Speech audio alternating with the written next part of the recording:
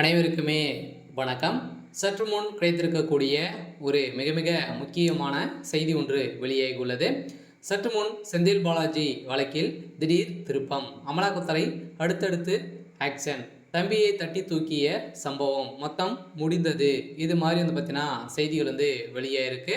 சொல்ல பார்த்தீங்கன்னா அதிரடியாக செந்தில் பாலாஜி அவர்கள் சட்டத்துக்கு விரோதமான பண பரிமாற்ற வழக்கில் வசமாக சிக்கி 1.5 வருட காலமாகவே புழல் சிறையில் இருந்து இப்போ பார்த்தீங்கன்னா இல்லாத அமைச்சராக இருக்கா இல்லையா, மீண்டும் அமைச்சராக பொறுப்பேற்று இப்போ அதிரடியாக அமலாக்கத்துறையின் கஸ்டடியில் இருந்திருக்காரு. ஸோ இந்த தான் இப்போ அதிரடியாக செந்தில் பாலாஜியுடைய தம்பி அசோக்குமார் அவர்கள் பார்த்தீங்கன்னா முக்கிய புள்ளியாக இருந்திருந்த நிலையில் இப்போ அதிரடியாக செந்தில் பாலாஜியுடைய தம்பி அதிரடியாக தட்டி தூக்கியிருக்காங்க. சில அதிரடியாக கைது செய்யப்பட்டிருக்காங்க. சில செந்தில் பாலாஜி அவருடைய தம்பி அசோக்குமார் அவர்கள் வாக்குமூலம் கொடுத்துருக்காரு அப்படின்ற மாதிரி தகவல் வெளிந்திருக்காங்க.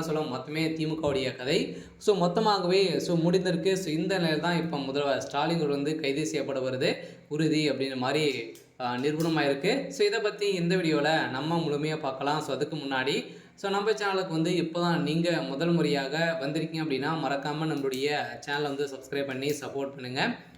வாங்க வீடியோக்குள்ளே போகலாம்.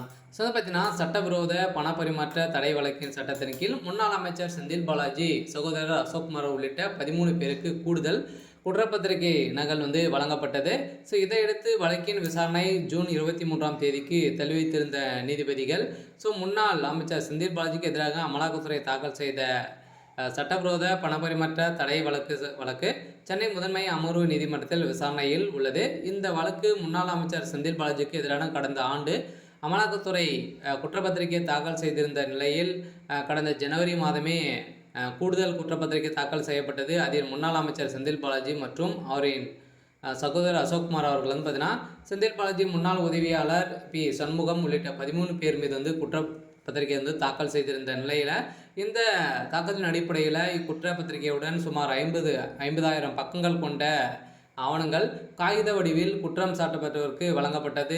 இந்த நிலையில் இந்த வழக்கு சென்னை மாவட்ட முதன்மை அமர்வு நீதிமன்றம் நீதிபதி எஸ் கார்த்திகேயன் முன்பு விசாரணைக்கு வந்தது. தற்போது வழக்கில் குற்றச்சாட்டப்பட்ட முன்னாள் அமைச்சர் செந்தில் பாலாஜி அசோக்குமாருடைய ஜாமீன் ரத்து செய்து இப்போ அதிரடியாக விரைவில் கைது செய்யப்பட போகிறாரு அப்படின்ற மாதிரி தகவல் வெளியாக இருக்குது.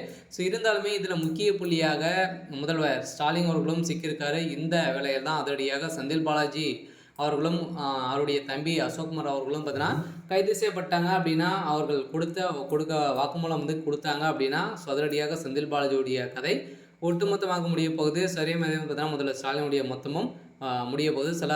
தமிழகத்தில் திமுகவுடைய ஆட்சிக்கு ஒரு மிகப்பெரிய கேள்விக்குறியாக வரப்போகுது.